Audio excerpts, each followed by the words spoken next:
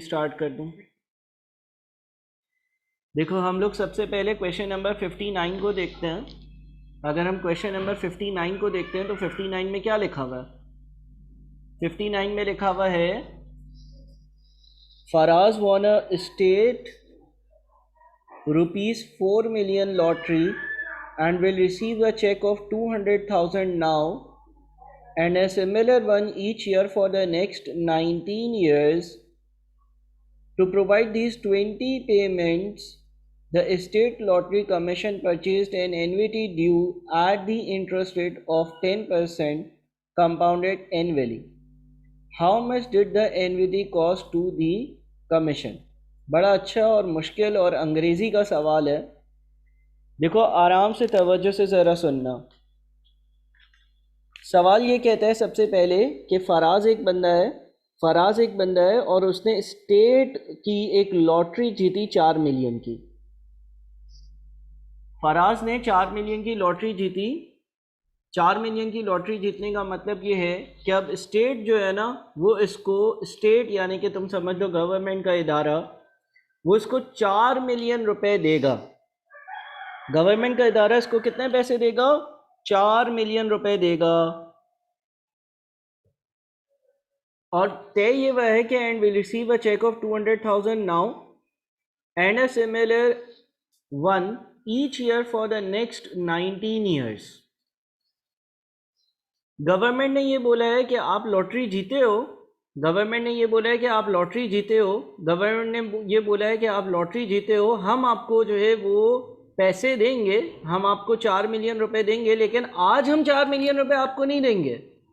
आज हम आपको 2 लाख रुपए देंगे, फिर 1 साल बाद हम आपको 2 लाख रुपए देंगे, फिर 1 साल बाद हम आपको 2 लाख रुपए देंगे।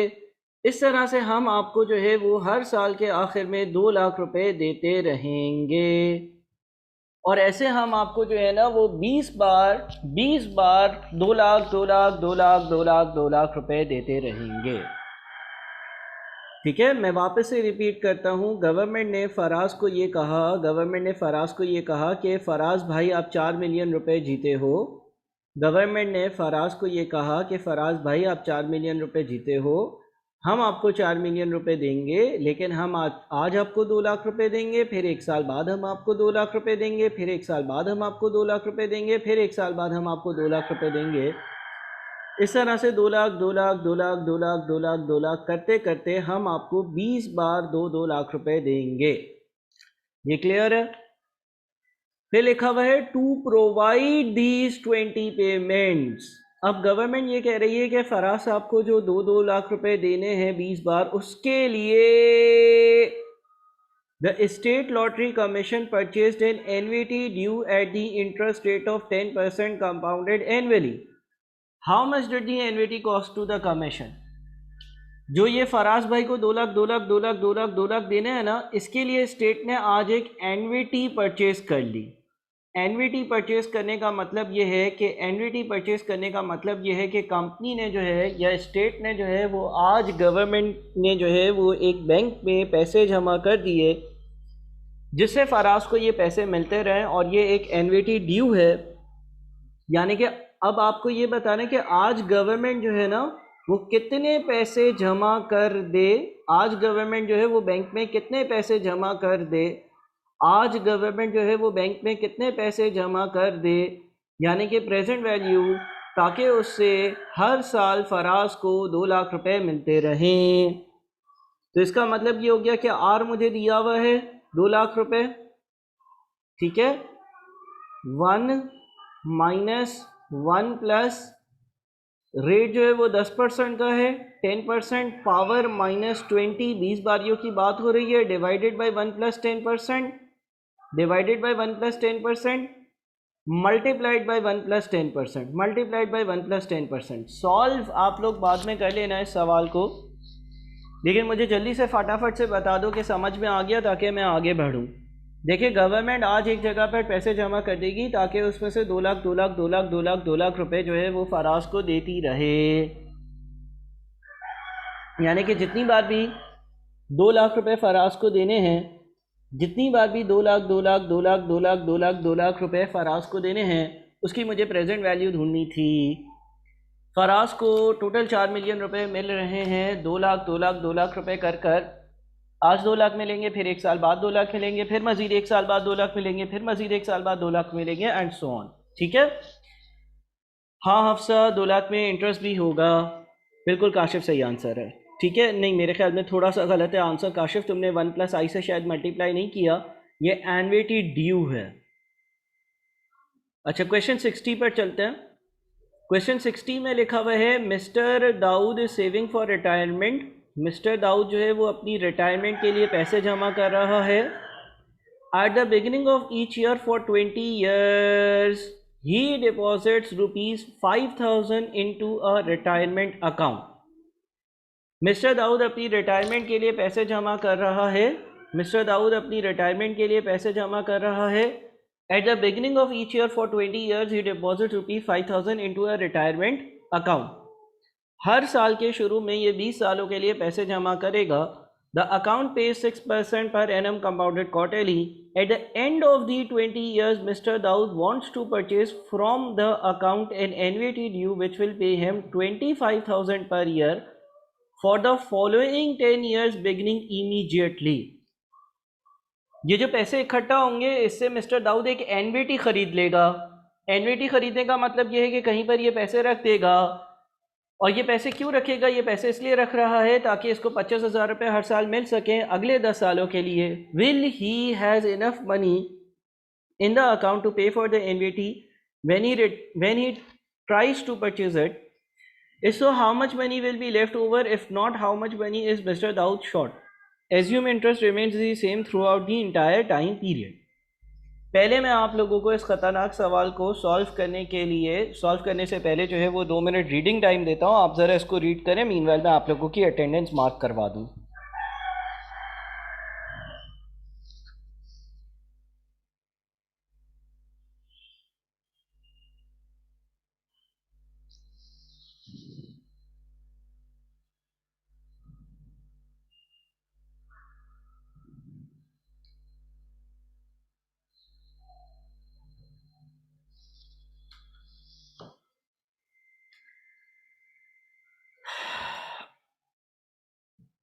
रीड कर लिया भाई, स्टार्ट करूँ सॉल्व करना?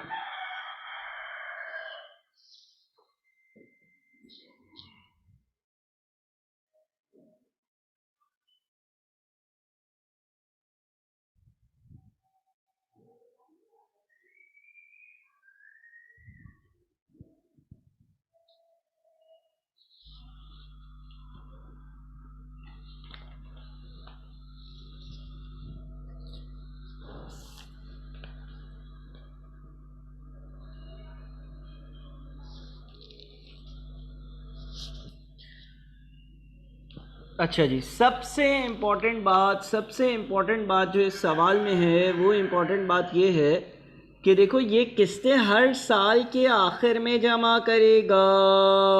ये किस्तें हर साल के आखिर में जमा करेगा, यानी कि जब इसकी डिस्काउंटिंग कंपाउंडिंग के लिए हमारे पास रेट होना चाहिए ना, वो भी एनुअल रेट होना चाहिए। पहली बात तो ये कि यहाँ पर जो मुझे रेट दिया हुआ है ना, वो दिया हुआ है 6% पर एनम कंपाउंडेड क्वार्टरली। जो मुझे रेट दिया हुआ है वो दिया हुआ है 6% पर एनम कंपाउंडेड क्वार्टरली। हाँ, अगर जमा करने वाली किस्तें भी क्वार्टरली होती तो मसला नहीं होता। हाँ, अगर जमा करने वाली किस्तें भी क्वार्टरली होती तो मसला नहीं होता। यहाँ पर जो किस्तें हैं वो सालाना जमा हो रही है और रेट क्वार्टरली है, तो पहले तो हम इफ़ेक्टिव एनुअल रेट का फॉर्मूला लगाकर 1 plus nominal rate compounded quarterly है तो डिवाइडेड बाई 4 पावर 4 माइनस 1 से इसको कन्वर्ट करेंगे तो ये 6% divided by 4 plus 1 power 4 minus 1 into 100 ये बन जाएगा 6.136%। इसको हम 6.136% यूज़ करेंगे। सर ऐसा कभी करते तो नहीं है, इसलिए नहीं करते हैं क्योंकि अगर रेट क्वार्टरली होता है तो किस्तें भी क्वार्टरली होती हैं। इसलिए नहीं करते हैं क्योंकि अगर रेट क्वार्टरली होता है तो किस्तें भी क्वार्टरली होती हैं। लेकिन इस सवाल में किस्तें एनुअली हैं और रेट क्वार्टरली है, अगर कभी भी ऐसा हो कि रेट और किस्तों का टाइम पीरियड मैच ना हो रहा हो तो रेट को चेंज किया जाता है। तो पहली चीज़ ये हो गई। दूसरी चीज़ ये है कि सवाल में लिखा हुआ है mister Dawood is saving for retirement at the beginning of each year for 20 years, he deposit 5,000 into a retirement fund. ये 5,000 रुपये हर साल के शुरू में जो है वो एक रिटायरमेंट फंड में 20 साल के लिए जमा करता है। The account paid 6% per annum compounded quarterly. At the end of 20 years, Mr. Raund wants to purchase from the account an annuity due. पहले तो ये हम ये देखते हैं, यहाँ पर हमारे पास जो फॉर्मूला लगेगा ना वो एनवीटी ड्यू की फ्यूचर वैल्यू वाला फॉर्मूला लगेगा। एनवीटी ड्यू की फ्यूचर वैल्यू वाला फॉर्मूला लगेगा, यानी कि 20 साल हर साल के शुरू में अगर इसने कुछ पैसे जमा करे हैं, 20 साल तक हर साल के शुरू में इसने कुछ पैसे जमा करे हैं, तो वो 20 साल बाद कितने हो जाते हैं? 5,000 multiplied by 1 plus 6.136% power 20 minus 1 divided by 6.136%, ठीक है, मल्टीप्लाइड बाई 1 प्लस 6.136%। हम पहले तो ये देखते हैं कि भाई ये अगर 20 सालों तक ऐसे पैसे जमा करता है, 20 सालों तक हर साल के शुरू में पैसे जमा करता है, 20 साल तक हर साल के शुरू में अगर पैसे जमा करता है तो 20 साल बाद इसके पैसे कितने बन जाते हैं? 20 साल बाद इसके पैसे कितने बन जाते हैं? पहली चीज़ हमें ये देखनी है कि 20 साल तक अगर ये हर साल के शुरू में इस तरह से पैसे जमा करता है तो 20 साल बाद इसके पैसे कितने बन जाएंगे। पहले हमें ये देखना है कि 20 साल तक अगर इस तरह से ये पैसे जमा करता है 5-5 हज़ार रुपये कर तो 20 साल बाद ये पैसे कितने बन जाएंगे, और इसका आंसर आता है 198092। 198092। अगर एक बंदा हर साल के शुरू में 5,000 रुपये 6.136% के रेट पर 20 सालों के लिए जमा करता है तो 20 साल बाद उसके अकाउंट का बैलेंस 198092 हो जाता है। आगे लिखा हुआ था कि mister Rahul wants to purchase from the account an annuity due. Mister Dawood इससे एक एनवीटी ड्यू परचेज करना चाहता है। मिस्टर दाऊद इससे एक एनवीटी ड्यू परचेज करना चाहता है, यानी कि एनवीटी ड्यू परचेज करने का मतलब ये है, एनवीटी ड्यू परचेज करने का मतलब ये है कि ये जितनी इकट्ठा हुई हुई अमाउंट है, एनवीटी ड्यू परचेज करने का मतलब ये है कि ये जितनी भी इकट्ठा अमाउंट है ये एक जगह पर डिपॉजिट कर दी जाए ताकि वहाँ से रेगुलरली कुछ बेनिफिट आ सके। तो ये इकट्ठा करीबी जो अमाउंट इसकी बनी है इससे एक एनवीटी ड्यू परचेज करना चाहता है, which will pay him 25,000 per year for the following 10 years beginning immediately. ठीक है ना, देखो इसने 20 साल तक पैसे जमा करे, यहाँ पर हम पहुँच गए। अब ये चाहता है कि ये सारे पैसे कहीं पर रख दिए जाएं, ये सारे पैसे कहीं पर रख दिए जाएं ताकि इसको आज से लेकर 10 सालों तक हर साल जो है वो 25,000 रुपये मिलते रहें। ठीक है, इसने 20 साल तक पैसे जमा करे और ये जो पैसे जमा करे इससे ये एक एनवीटी ख़रीदना चाहता है, यानी कि कहीं पर ये पैसे जमा करना चाहता है ताकि उसको इस साल और अगले 9 सालों तक, यानी कि टोटल 10 सालों तक हर साल जो है वो 25,000 रुपये मिलते जाएं। तो क्या ये अमाउंट जो इसने जमा करी है ये काफ़ी होगी या नहीं काफ़ी होगी, ये हमें बताना था।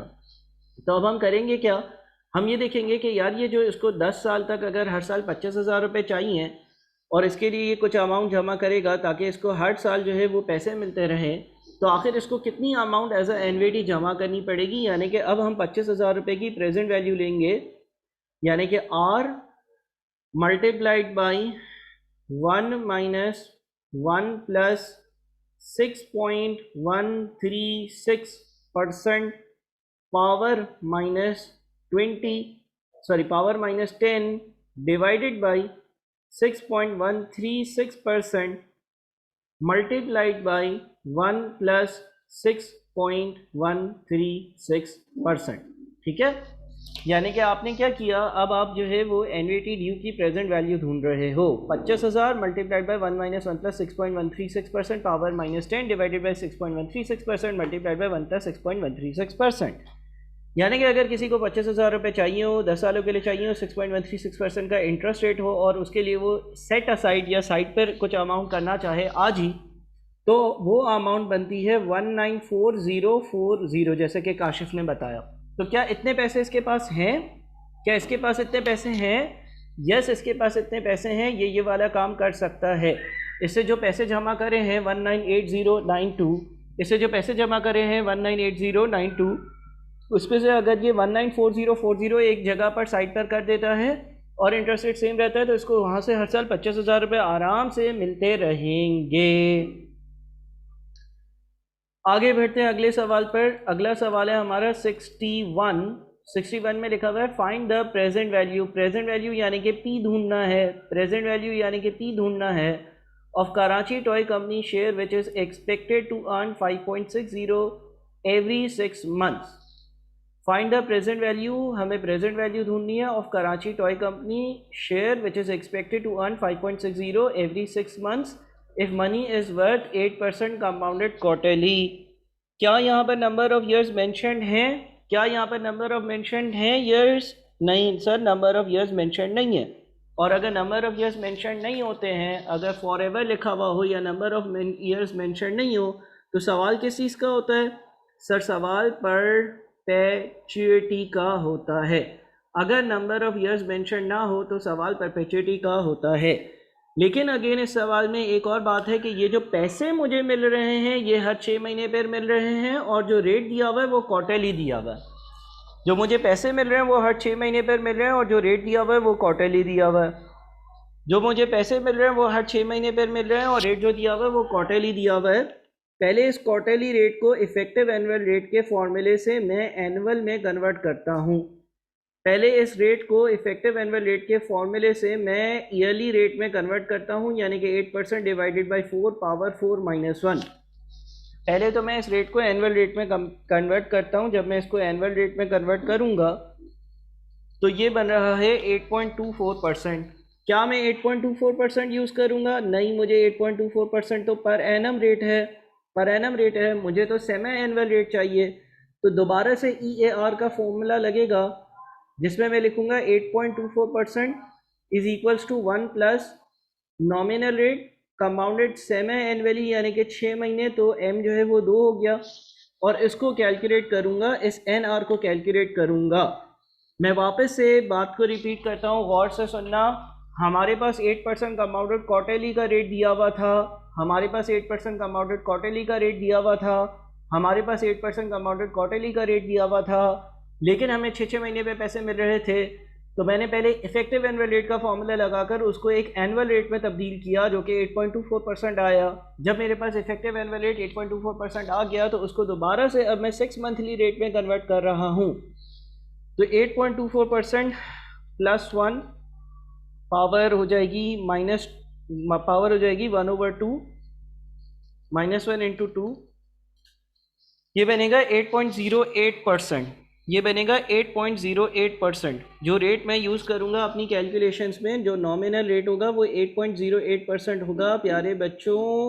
प्यारे बच्चों, थोड़ा सा बुक की रीडिंग, थोड़ी सी मेहनत, थोड़ा सा दोबारा से लेक्चर को देखना, ये बड़ा ज़रूरी है। आपको ये बात पता होनी चाहिए कि अगर 5.6 रुपीज़ जो है वो एवरी 6 मंथ्स है तो आप क्वार्टरली रेट यूज़ नहीं कर सकते हो, आप उसको जो है वो 6 मंथली रेट में कन्वर्ट करोगे, और 6 मंथली रेट 8.08% बनता है। अब परपेचुइटी का फॉर्मूला यानी कि P is equals to R over I वाला फॉर्मूला लगेगा, ठीक है ना। P is equals to R over I वाला फॉर्मूला लगेगा।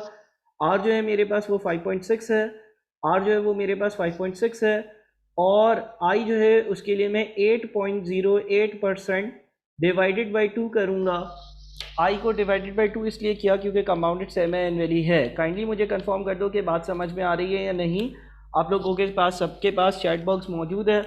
अगर आप बात नहीं करोगे आप अपना ही नुकसान करोगे, अगर आप मेहनत नहीं करोगे आप अपना ही नुकसान करोगे, अगर आप मुझसे अपने प्रॉब्लम्स डिस्कस नहीं करोगे तो अपना ही नुकसान करोगे।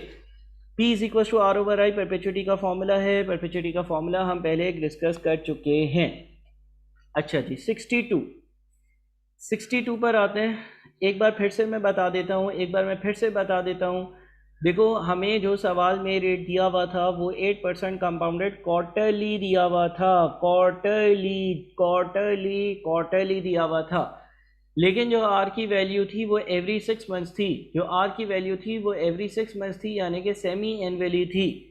तो इसका मतलब ये हो गया कि आर और जो रेट है वो दोनों, उन दोनों का टाइम पीरियड जो है वो मैच नहीं कर रहा। आर और जो हमारा रेट है उनका टाइम पीरियड डिफरेंट है। तो सबसे पहले आपने क्या किया कि आपने जो रेट दिया हुआ था वो नॉमिनल रेट था कंपाउंडेड क्वार्टरली, उससे एक इफेक्टिव एनुअल रेट ढूंढा। ये बात समझ में आ गई? उससे हमने एक इफेक्टिव एनुअल रेट ढूंढा। अच्छा, इफेक्टिव एनुअल रेट क्या होता है? इफेक्टिव एनुअल रेट साल का रेट होता है। इफेक्टिव एनुअल रेट क्या होता है? इफेक्टिव एनुअल रेट साल का रेट होता है। लेकिन हमें तो एवरी 6 मंथ्स का रेट चाहिए था, तो दोबारा से EAR का ही फॉर्मूला लगाया, दोबारा से EAR का ही फॉर्मूला, सेम फॉर्मूला लगाया। इसमें EAR की जगह 8.24% लिखा, सेमी एनुअली की वजह से डिवाइडेड बाई 2 लिखा, NR ढूंढ लिया, NR 8.08% आया, और फिर हमने परपेचुइटी का फॉर्मूला लगाया। परपेचुइटी क्यों है ये? परपेचुइटी इसलिए क्योंकि नंबर ऑफ ईयर्स मेंशन नहीं है। अगर नंबर ऑफ ईयर्स मेंशन ना हो या फॉरएवर लिखा हुआ हो तो परपेचुइटी बन जाती है। अगला सवाल करते हैं। अगले सवाल में कहता है कि a company is considering whether to invest in a project which will involve the purchase of a machine with a life of 4 years. The machine will cost ₹1616,000 and will have a net disposal value of 301,000 at the end of year 4. The project will earn annual cash flows receipts minus payments of 500,000. Calculate the net present value of the project using a discount rate of 10%. प्यारे बच्चों ज़रा गौर से सुनना। देखो, अगर मैं year लिखूं तो मेरे पास ईयर 0 है, ईयर 1 है, ईयर 2 है, ईयर 3 है, ईयर 4 है। अगर मैं अपने कैश फ्लोज लिखूं तो जब आपने मशीन ख़रीदी होगी, देखो सवाल में लिखा हुआ है the machine would cost 1616,000। Machine would cost 1616,000, इसका मतलब मशीन की इतनी कॉस्ट है। ये जो मशीन की कॉस्ट है ना, ये मेरा कैश का आउटफ्लो है या इनफ्लो है? जल्दी से बताओ, ये मेरा कैश का आउटफ्लो है या इनफ्लो है? सर ये आउटफ्लो है। कितना आउटफ्लो है? 1616,000। जब आपने मशीन ख़रीदी तो ये पैसे आपकी जेब से गए। फिर लिखते हैं and would have a net disposal value of 301,000 at the end of year 3। Sir disposal value का क्या मतलब है? जब आप कोई मशीन बेचते हो, उसकी ज़िंदगी पूरी हो जाने के बाद जब आप कोई मशीन बेचते हो तो उसको बेचने से आपको पैसे मिलते हैं। तो 301,000 रुपीज़ आपको पैसे मिले होंगे। सर इसके अलावा कोई और पैसे नहीं मिले? बिल्कुल मिले हैं। उसने बोला है the project will earn annual cash flows receipts minus payments of 500,000, यानी कि 5 लाख यहाँ पर मिले, फिर 5 लाख यहाँ पर भी मिले, फिर 5 लाख यहाँ पर भी मिले, और यहाँ पर आखिरी साल जो है ना 301,000 plus 5 lakh, 301,000 plus 5 lakh, 301,000 plus 5 lakh, 301,000 plus 5 lakh. क्यों? क्योंकि 5 लाख तो नॉर्मल मिलने ही थे। चौथे साल 301,000 नेट डिस्पोजल वैल्यू है, यानी कि जब आप प्रोजेक्ट बंद किया, आपने सारी चीज़ें बेच दी तो 3,01,000 मजीद मिले, यानी कि जो मेरे कैश आउटफ्लोज और इनफ्लोज हैं वो आखिरी साल 801,000। अब हर साल का मैं डिस्काउंट फैक्टर कैलकुलेट कर लेता हूँ 10% के हिसाब से। तो पहला हो जाएगा 1 डिवाइडेड बाई 1 प्लस 10% पावर पहली वाली पावर क्या होगी? पहली वाली पावर होगी 0। ठीक है, ये डिस्काउंट फैक्टर्स आप लोग बहुत बार कैलकुलेट कर चुके हो। और फिर हम जब अपनी प्रेजेंट वैल्यूज़ निकालेंगे तो कैश फ्लोज को हम मल्टीप्लाई कर देंगे रेलेवेंट डिस्काउंट फैक्टर से, और इसको ऐड करेंगे तो NPV 174,519 आ जाएगी। ये बात समझे आप लोग? ठीक है, आपने हर साल का डिस्काउंट फैक्टर कैलकुलेट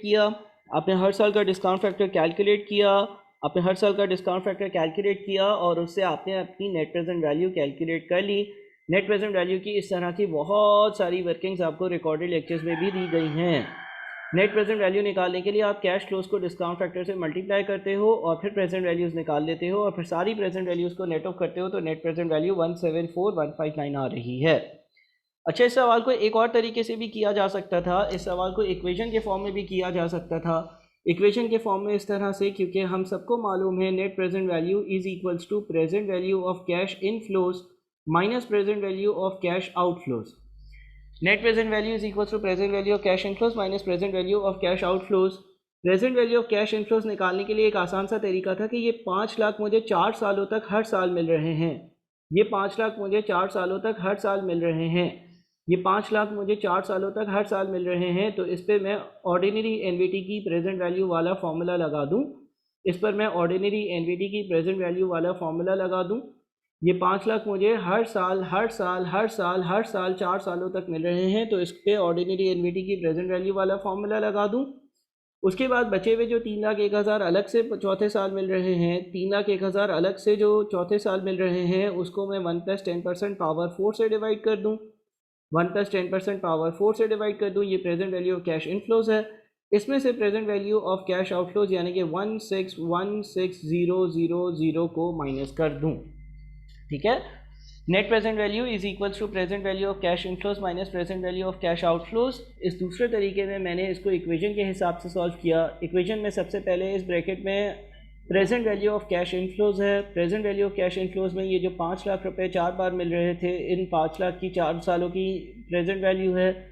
और ये जो 3 लाख और 1,000 रुपये 3,01,000 रुपये मुझे एक बार मिल रहे चौथे साल, उसकी प्रेजेंट वैल्यू है। और इसमें से मैंने present value of cash outflows को माइनस कर दिया, तो भी नेट प्रेजेंट वैल्यू आ जाएगी। दोनों एक ही बात है, अच्छे से ज़रा दोबारा से सवाल को देखना।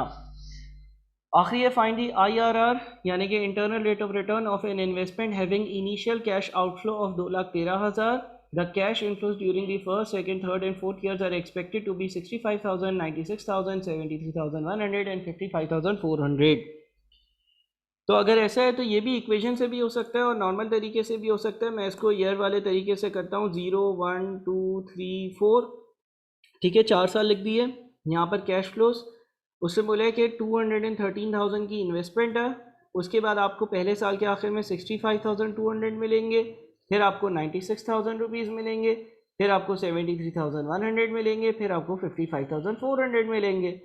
और फिर अगर हम डिस्काउंट फैक्टर्स कैलकुलेट करते हैं, पहला discount factor 1 / 1 + 10% power 0।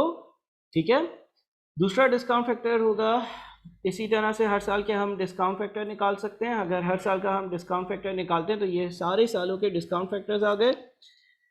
Cash flows को डिस्काउंट फैक्टर से मल्टीप्लाई करते हैं तो हमारी NPV आती है।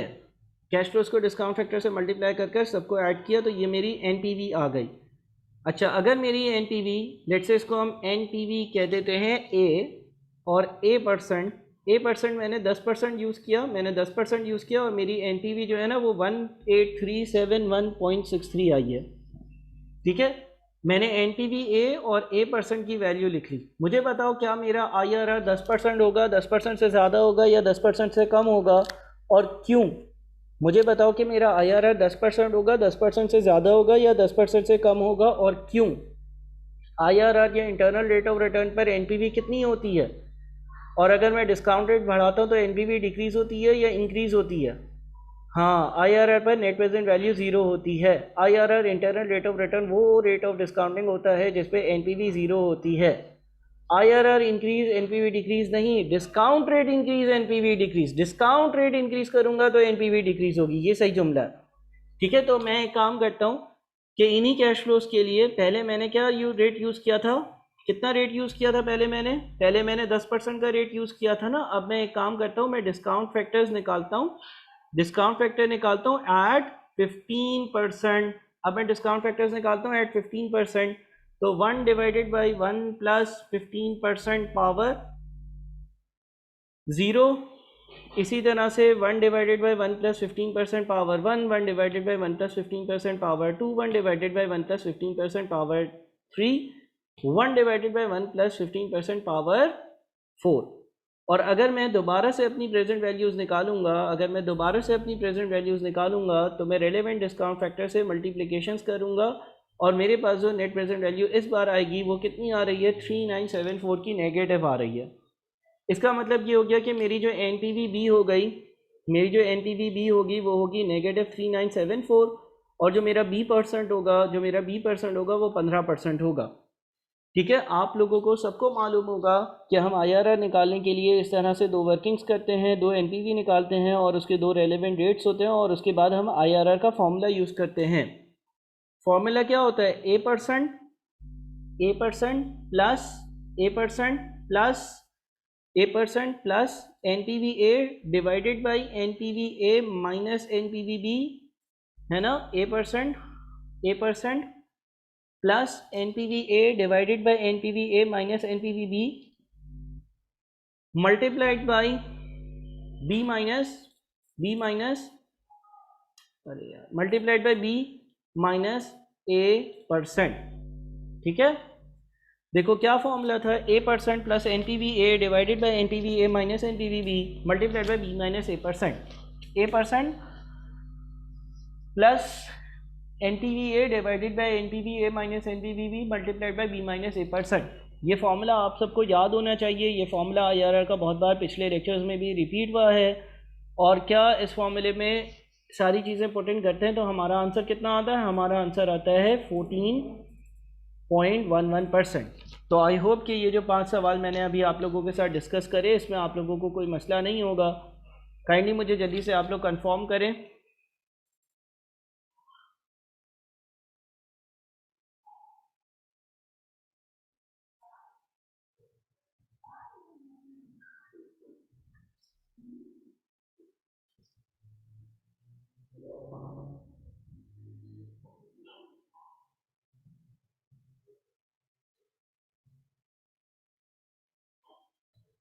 अच्छा, अब मैं ज़रा यहाँ पे रिकॉर्डिंग को पहले पॉज कर दूँ।